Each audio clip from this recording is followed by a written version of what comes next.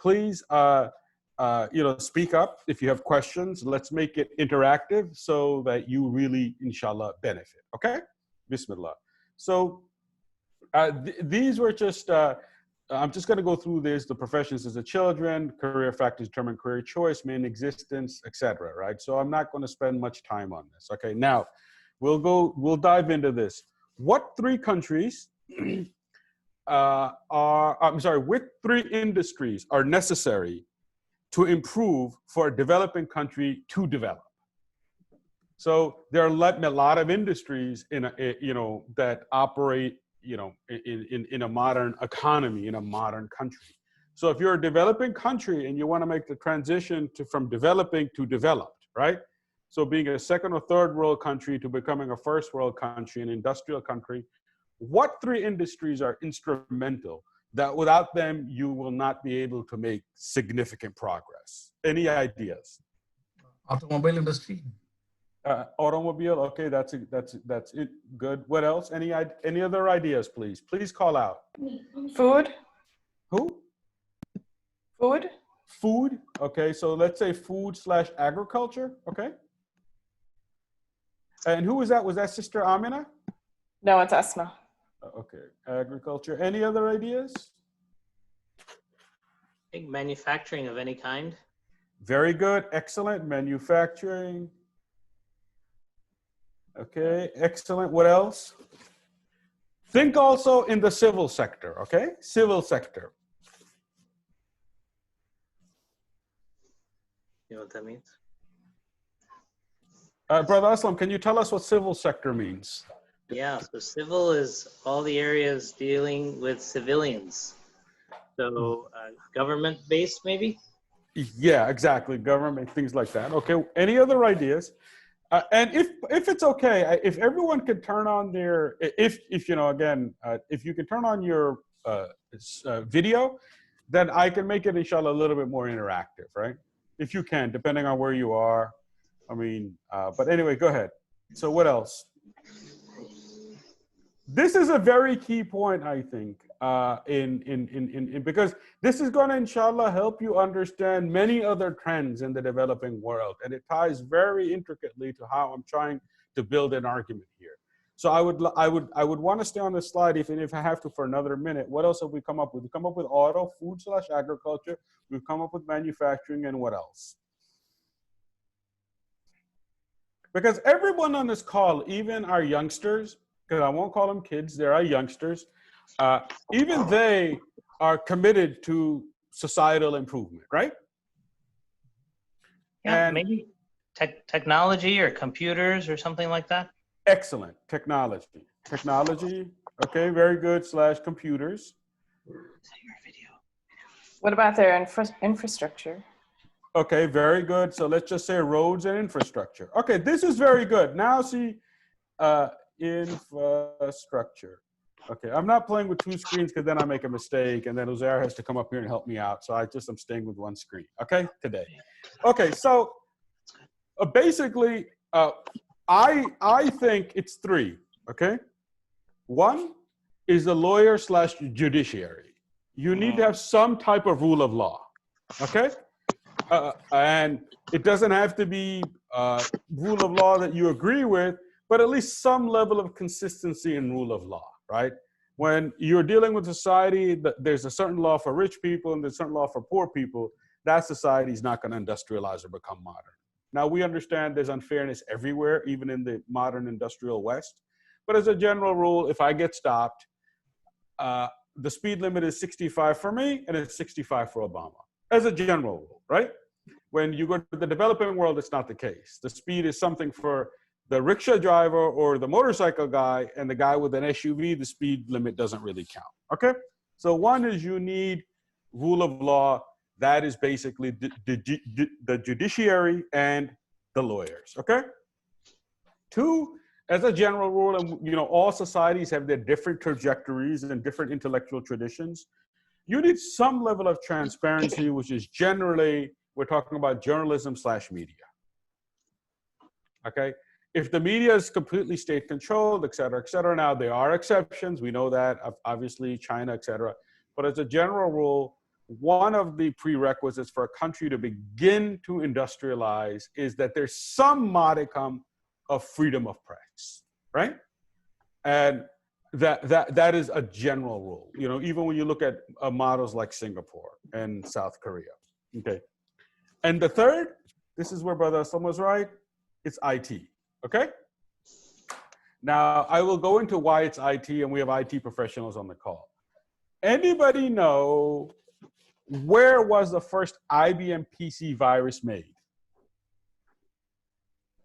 First IBM PC virus. USA, America, USA. It's a good guess, Riaz, but that's not the answer. Anybody else know? Anyone want to take a guess? I'm going to guess India. Ghalat.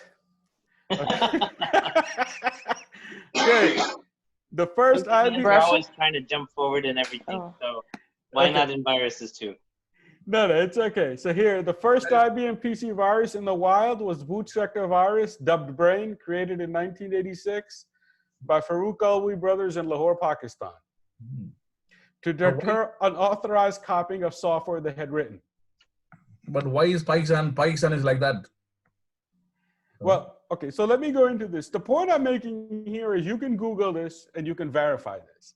The point I'm making is that despite all of the disadvantages, the Industrial Revolution started in England in the 1750s, basically the 1700s. And the developing world was significantly behind. It was not part of the Industrial Revolution. The only thing that was the colonizers were doing was using the colonies for raw materials, right? They were not using they were not really industrializing the countries.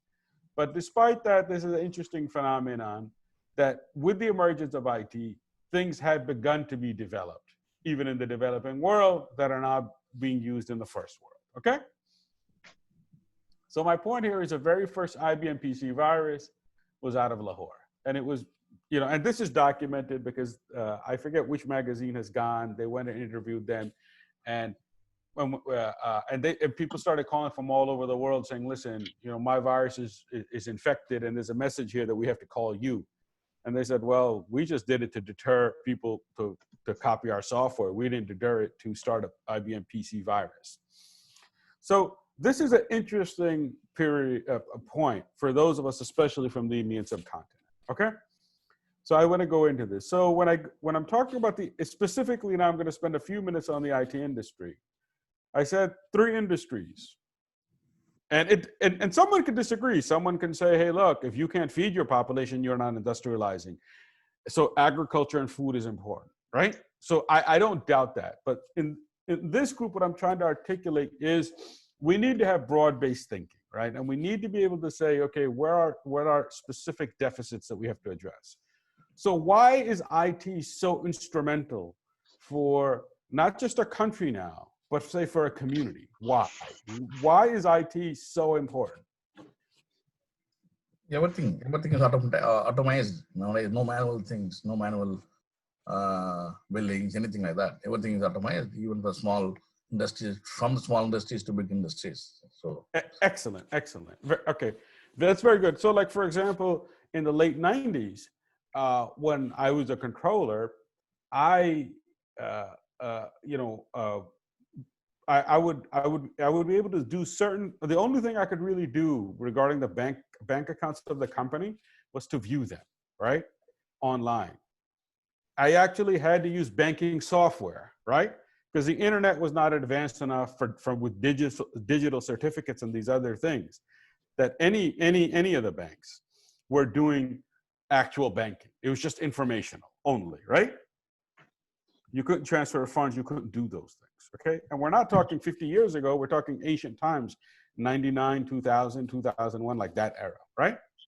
And I remember at that time, I think I had learned like 4 different banking softwares, okay? So the thing is, this is the thing with IT. One is it's the one industry more so than any other that emphasizes process over person. Like, for example, transportation emphasizes process over person. I just can't decide, you know what, I feel I'm going to drive on the left side of the road, right? Okay? Two, there's a low barrier to entry in this field, especially when you factor in the developing world. You could be sitting in Chennai with a $400 laptop. All of a sudden, you can start generating revenue, right? Three, 90% of the resources in this field are under the age of 30, which has its advantages, okay? A lot of youthful energy in this field, especially again in the developing world. Four, there's limited entrenched interest, no cartels. Again, if you're trying to do business in the developing world, you're faced with, like if you want to go into real estate development, dealing with the landlords and this and that is very difficult. Four, wherever you are in the world and you're working on IT, you get international exposure because very few things are you doing on your own. You could be sitting in Chicago, part of the team is in Hyderabad, part of it is in Kolkata, part of it is in Chennai, and then part of it is in Beijing, right? You are going to deal with multi-tiered, multicultural teams. Then learn best practices. Say if you are somebody sitting in Karachi and you're working on an IT project, you're getting exposure to learning best business practices in New York and Chicago while still staying in Karachi. You don't have to go to New York or Chicago and physically reside there and physically work for a company to learn best practices. Next. One, this is the one industry that you can have hockey stick with if you're on the product side. More so than others, it's a meritocracy. Not to say that it's completely fair, but networks are a little less important. There are many times, even from an educational perspective, they're not concerned. They're like, look, can you fix this technical problem? If you can, you're on your way. Another major advantage of this industry is the developing world is working on the same technology many times that's being worked on in Silicon Valley. It's not like before that some technology is developed, only Ford is using it in Detroit, or it's being used only in Japan, and it's going to make its way to the developing world in 30, 40, 50 years, 60 years. It's not the case anymore. If something is developed in Silicon Valley, it could be in a matter of not years, even months, that someone in Bangalore is now working on that technology. Okay, the skills are very easily transferable, and generally, because of the global nature of the competition, there is less racism. You all right? So, again, that's not to say there's no racism. So this is very important for us to understand because, and I talked about this for two main reasons. One, we have a lot of people in our community who are not in this industry, right? And it's seen as legitimate already after medicine and the classical engineering. But a lot of the people that are in the industry, although they're working on it, and alhamdulillah, because they're good at what they do, they're putting food on the table, they're working at it with tunnel vision. They're not working at it with a global vision, right? And we should be approaching it with a global vision to say, how can those of us who are in this industry, how can we take this skill set to reduce world hunger, to reduce poverty, to do these different things, to uplift our community, okay? So, next, taking the IT as a case study, how does this apply to your field? Anybody have an idea, like, okay, I've worked in this specific industry, and based on these things that you've mentioned, they also apply to the industry that I'm in. Anybody have any ideas on this? This is a little bit loaded. I don't know how much time I really want to spend on it, but I would want everyone to think about it, Yeah. I can go first. Yes, sure, Riaz. Yeah. I think I was just working. I am working in the book industry, where used books are being used books are being sold to the students. I always think that I want to take it back to in India or in all the schools and colleges to have something in all the schools, and so that we can it will be useful for the students as well as that's a very good program, and also like very good money. Like you're not spending anything, just buy the old books from the students and just get, we give them back the say next year to the next students, So that was a good business tactics, but it was very, very good previously. But now because of the technology, now digitals and content, everything came in, now it becomes not a good market more. So, I was thinking about that 10 years ago, not now. Yeah. No, and look, and that's a very sound thing. Okay, that's an excellent idea. I mean, and if we have time, I'll speak to that about someone who actually took used books in a village and what he was able to do with them. Any other ideas on this?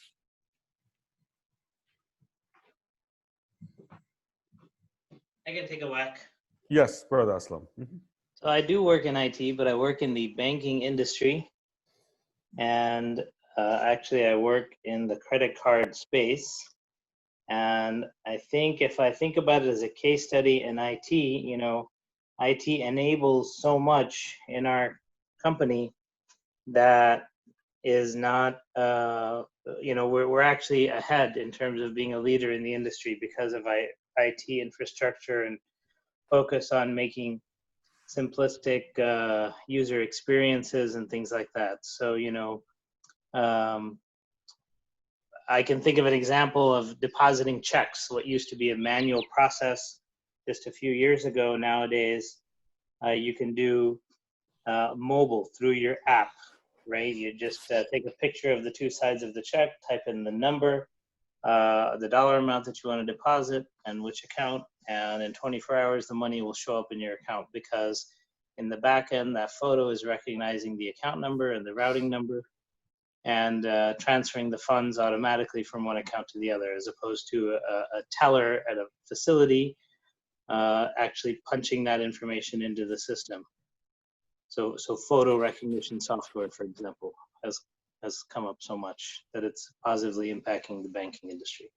Okay, great, very good. Okay, so now let's keep that in mind because I mentioned a little bit about this last session also. So now let's go to what is an intellectual deficit?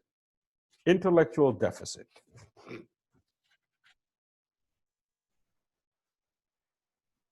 Where you have a gap. A deficit's a gap. An intellectual is how you think. So some people, or in the case of what you're saying, a country might be behind because they're not thinking in the same way. Yeah. Okay. Very good. So like if you Google intellectual deficit, what will come up will be intellectual disability, more so in a scientific explanation. But and this is important, especially for our youngsters to understand. When you graduate from college, as a general rule, at least this is how I've historically understood it. And the entry-level position wants you to be able to do 10 things. Even if you've gone to a good university, the university has taught you 5, maximum 6. And the employer is going to have to teach you the other 4 or 5 for you to do that entry-level job well. Okay? That's here in the United States. Now, the years that I was living in Pakistan, what I realized is the students who I was hiring, fresh graduates, even when they had gone to very good universities and they were very smart, that was not the issue, right? Okay. What it was they only knew maybe 3 of the 10 things necessary to be successful in the entry level role. And I, as an employer or the company, would have to fill in the other 7 or 8. Okay. So an intellectual deficit, this is what we're talking about. So it's characterized by significant limitations in the intellect, functioning and reasoning, learning, problem solving, adaptive behavior, a range of everyday social and practical skills. And I know I'm being slightly provocative on this. So I'm asking this question. As a community, do we have intellectual deficits? What is our level of reasoning? What is our level of learning? What is our capacity to problem solve? Can we adapt our behavior? Now, there's a difference between adapting behavior and compromising your values. Nobody is arguing, let's compromise our values, right? But you have to be able to function as a normal human being in society without being a freak, right? And range of everyday social and practical practices. These things matter. And so I'm trying to say I'm saying is this is the thing. I was talking to a very senior a Muslim executive who's very senior in an American firm, and he was a little frustrated at this. He said, the people who kind of know how to act, who are of Muslim origin in the company, they're all secular type of people. They're cultural Muslim type of people, right? I would second that. Yep. Exactly. He said the religious people don't know how to act. They can do their job, they can do it reasonably well, but they don't know how to act. And he said, I go to Juma, I do these things, I don't drink, et cetera, but I can't get through to these guys. And this is something that is, if we're being honest, we have to ask ourselves, why is it that we're so dysfunctional in day-to-day life? I'm saying those of us who consider ourselves religious. And part of it comes down to our intellectual deficits, okay? So let me go into this because this ties directly into our career. Now, what is the first word revealed to the Prophet, Hakeem? اقرأ. Okay. Do you want to read this ayah for us? Yeah. Okay. اقرأ باسم ربك الذي خلق خلق الإنسان من علق اقرأ وربك الأكرم الذي علم بالقلم علم الإنسان ما لم يعلم. Jazakallah, Sadiqallah Azim. Thank you so much. So now this is the first word revealed to the Prophet. First ayah revealed to the Prophet. Ikra. The Prophet is in Mount Hira. He's gone many times. Angel Jibreel comes to visit him. Now, Angel Jibreel is a name that's recognized even in the other faiths, the other Abrahamic faiths. And Ikra is mentioned twice. So just a rhetorical question. Why is the first word not revealed to the Prophet Ahad, one God? Why is it not Salah? It's Ikra. I remember way back, when we had invited, one of the children's teachers to our house years ago, and I told them that the first word revealed to the Prophet Muhammad was Ikra.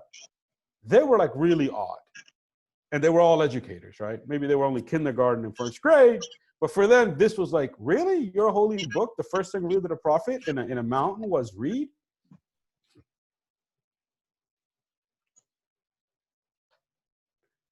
So the fact that the Prophet is Ummiyin, that's another discussion, and this is much more beyond my scope of understanding.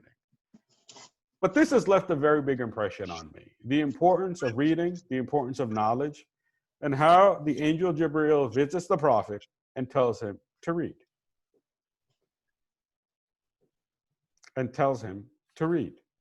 Now, and we know the Quran talks about, are those equal to those who do not know? Okay. So the importance of being well informed, the importance of reading. Now, two questions. One, what is the condition?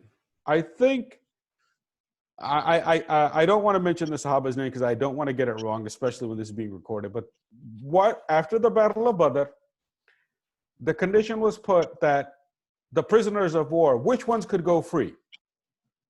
Which ones are the prisoners of war after the Battle of Badr that the Muslims captured after the Battle of Badr, after the Ghazwa of Badr?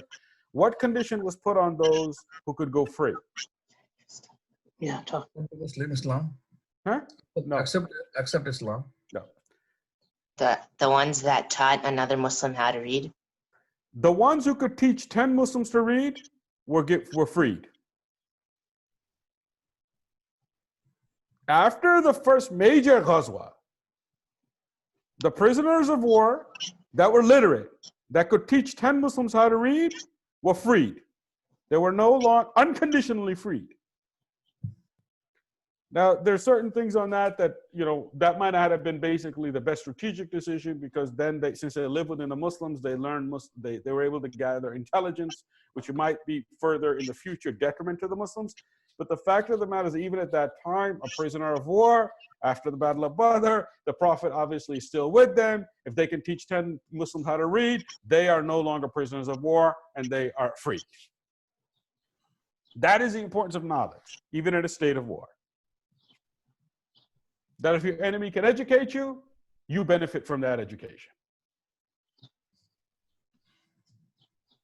So this is why I think one step deeper in this, okay, I'm a little bit more than halfway. There are, of the top 40 countries in the world that have high literacy, there are 6 or 7 that are Muslim. Muslim countries that have high literacy in the Muslim world among the top 40. Anybody who would like to guess on who those countries are? Go. Go ahead, you can guess. As long as it's not one of my kids, because I think I might have taught them already. Go. Go ahead, you can guess. It's okay to be wrong. Muslim country. Who? Okay, you don't know. All right. The top. Egypt? Huh? Egypt, No, it's not Egypt. Egypt doesn't have. Malaysia, No, it's not Malaysia. Indonesia. No, it's not Indonesia. Oh man. Okay. All right. I'll give you the, because now we are down to our 14th minute. Tajikistan, Uzbekistan, Kazakhstan, Turkmenistan, Bosnia-Herzegovina. I forget the other two. They're all USSR countries. They're all former communist countries in which not just worshiping Allah, worshiping any god was legally forbidden. Mm. Now, that's a pretty pathetic state. And yet the first word revealed to our Prophet, sallallahu alaihi wasallam, is Iqra. So the 7 countries that are ranked in the top 40 that have the highest literacy, like 98.5% and above, they are all former communist countries, which not just worshiping Allah, but all God is forbidden. You're talking countries that were not allowed to send people on Hajj in many cases. For not years, for decades. So they realize the value of education, of religion. Well, that's true. No, they realize the value of at least having a literate population. But the point that I'm making is that this is something we should be in the vanguard of. We should be spearheading. This should be very important to us. And it's not, right? Like last time I talked about the printing press, right? And it wasn't meant to be a doctoral thesis, but these things play a big role, okay? So we have to ask ourselves this. So now let's move, inshallah, physical sciences versus the humanities. Yeah, I see that I'm down. I can think. Okay, sciences versus the humanities. Because now we'll do 1 or 2 slides and then we'll talk specific fields. Study of inanimate natural objects, which is physics, chemistry, and astronomy. We're very familiar with this because our first tier goes into medicine and those science fields. Humanities is the academic discipline that study aspects of humanity, society, and culture. Study of ancient modern languages, literature, philosophy, history, archaeology, anthropology, human geography, law, politics, and religion. So these, for the purposes of clarity, I define these, okay? This is what we're talking about, okay? Now let's talk specific fields. If you're in marketing, that doesn't just mean you do marketing, like in a traditional sense. You can be a product manager. You can be a market researcher. You can do advertising. You can be a brand manager. You can actually do public relations. Maybe even communications, right? Exactly. So for example, who is the #1 PR person of Al Jazeera? Anybody have a no? By any chance? Okay. The #1, the #1 PR person, public relations person for Al Jazeera, whenever they get in trouble with any government or this or that anywhere in the world, his first name is Jihad. I forget, I don't know how to pronounce his last name. And you know where he used to work? And I'm not advocating. He used to be a PR person in Philip Morris, the cigarette company. So he learned the tricks of the trade, how to navigate difficult waters, how to do these things, because the cigarette companies were very good at this. He used to work for Philip Morris. And that skill set, he brought to Al Jazeera. And this is documented. There's a really good book called Al Jazeera, the news channel that is challenging the West. It's written about 8-9 years ago. It's a very good book. And it specifically documented it. And this guy Jihad, I forget his last name, he's mentioned very often. Okay, accounting. You can do general accounting, which is I've done. You can do tax accounting. You can do financial investment activities. This is why if someone is serious about the environment, there is this very big emerging field called environmental accounting. I was going to redline this. Huh? Carbon offsets. Exactly. I was going to redline this, and we can make an entire presentation just on environmental accounting. And environmental accounting and how it's going a global warming. And you want to make, inshallah, you youngsters, you want to make a contribution to humanity, maybe this is a great way. You have a solid field, you understand finance, accounting, and some basic economics, and you go into environmental accounting, and you are playing a major role in trying to save the planet. It's just not the job of the scientists and the engineers to come up with alternative energy, right? So, like, I could never get a job being in accounting, say, in a pharmaceutical company, because it's a little bit more specialized, right? And I don't have the background. But this, there's no doubt, is going to be an enormous growing field. No ifs, ands, or buts. Every major political party in the world accepts this, with the exception of the Republicans, okay? So this is a field. Not just accounting, not just finance, but environmental accounting, okay? So again, I'm just trying to raise this from different perspectives. Next. Okay. So, oops, sorry. I think I frozen. Okay, so. No, we see global studies. Okay, sorry. So environmental accounting. Environmental accounting is very key, okay? Now, global studies, you look at a field, they're like, what are you going to do with this degree? Well, you can go into civil service. You can be a congressional aide. You can work for the consular embassy assistant. You can go to management consulting. And this is very big. All companies are global to a certain extent, right? Not the mom and pop shop. And they prefer to hire people they have people in their HR departments who have degrees in global studies, who understand the local culture, who are bilingual especially, right? You can go to humanitarian relief work, international development consulting, and even this international relations specialist. I mean, I was speaking to someone in Pakistan. This was, I think, in 2000, I forget, 2004, when Condoleezza Rice lands in Karachi, Pakistan. Where's the first place she goes? She goes to Abbott Pharmaceuticals, national headquarters. Okay? Because I know someone who worked at Abbott, and they said, at that time, she was, I forget, she was either NCC or Secretary of State. She was here. She was came Secretary of Defense. Yeah, she came to get an idea of, of course, are the American employees safe, but also, what is your assessment? You have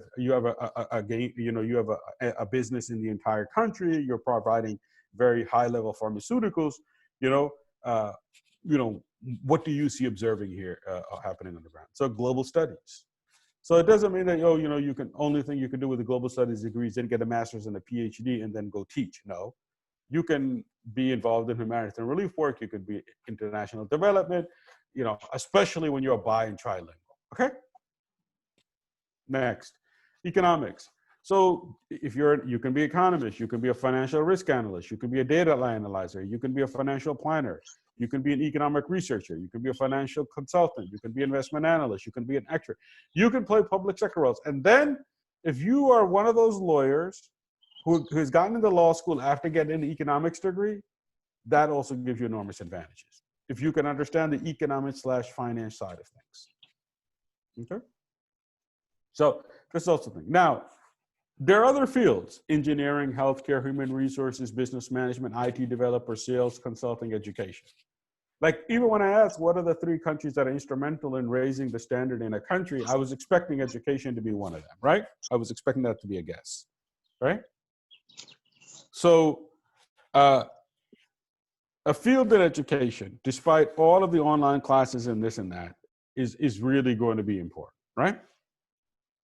Because our intellectual deficits, one of the ways they can get addressed is through education. Okay, so these are the key points today. 1, critical thinking. 2, the importance of interpretation. Now this, I was talking to an imam and major scholar, and he said, look, we're trying to always interpret events that are in front of us, especially now since they move so quickly. And you have to have a certain base level of knowledge and understanding and be rooted in the tradition, like at least spiritually, to be able to interpret these events in some meaningful way. That doesn't mean obviously we understand everything. And he said, if you can't tell truth from falsehood, you can't enter paradise. And so we have to be able to do critical thinking and try to at least interpret these events. When we have complete utter foolishness about the reason for the COVID-19 is that the women in Pakistan may not dress as conservatively as some people like, that's a pretty nonsensical, infantile, and myopic thing for a supposedly very big religious scholar to say. But this is the reality that we're dealing with, right? Yep. Yet, I would ask someone like that, okay, the Quran makes very clear the position on interest, right? And how interest has been forbidden, not just in Islam, even Christianity fought against interest for 600 years. I don't see them talking about that. Unfortunately, Islam begins and ends on how women dress for some people. I know I'm not going to make friends saying that, but that's just the reality. Okay, so we have the importance of interpretation. And again, in no way am I advocating that I'm not a scholar, but I'm not advocating let's change our dress code. Okay, so consider non-traditional fields not in your community. And I've just outlined a couple. And next week, next session, I'm going to really be focusing primarily on the fields. Okay, I see the yellow. Thanks. Yusuf. Okay, and 4, find a mentor. This is the thing I want to spend on because what Imam Shafi said about being a scholar. Inshallah, we'll go into next week. But this is very key. One reason I benefited so much from our mentor, and many of you know who he is because at the age of 12, he had a paper route. He had odd jobs. He was in the United States Air Force. He had a master's degree in political science. He studied in Syria for 7 years. Someone with that background can give me very meaningful advice on many meaningful topics. Somebody who is who again, they studied Allah's holy book. They may have certain understanding of things. And of course, that's very valuable. But if they are 45 years old and they never bag groceries at Jewel, I'm not sure how much they can benefit my children. Someone with the age of 12 was told that you need to deliver papers and make enough money to pay for your own clothes for school. That person can teach my kids something. And we have to begin to be at least a little intellectually honest. We know we're going to step on toes, but this stuff, unless it begins to be said, we're going to continue to do what we're doing, and we're going to continue to be in the position that we're in. Very simply, this is the last one. It's like, how is it possible? Iqra is the first word revealed to the Prophet, and the 7 countries with the highest level of literacy in the entire Muslim world are, let's say, godless countries. Countries where religion was completely banned. Not for a year, not for 5 years, not for 10 years. Uzbekistan, Tajikistan, Kazakhstan, Turkmenistan, Bosnia and Herzegovina, and I forget the other 2. Broad-based thinking, interpretation, consider non-traditional fields, and find mentors outside of your comfort zone, outside of your ethnic group, right? If you're of Desi origin, try to find someone who can mentor you who's from Egypt, right? And I mean, so that you can expand your mind. If you can expand your mind, then you can interpret some of the things that are going around. Even when you make career decisions, you'll be more well-balanced in how you understand things. That doesn't mean all your decisions are going to be correct. But that's what I'm arguing. So when you look at these fields, these are many different ways to make a halal living, an honest way, and as part of your field, you can do, alhamdulillah, a lot of great things for humanity, right? Like even this in accounting, you know, this is very interesting. Environmental accounting.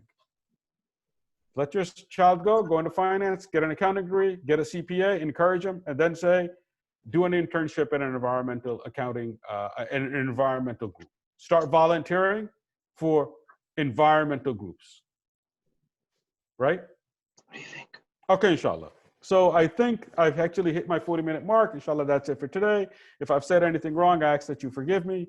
And inshallah, we will, next time we're going to talk specifically more about just about specific fields, inshallah. Okay.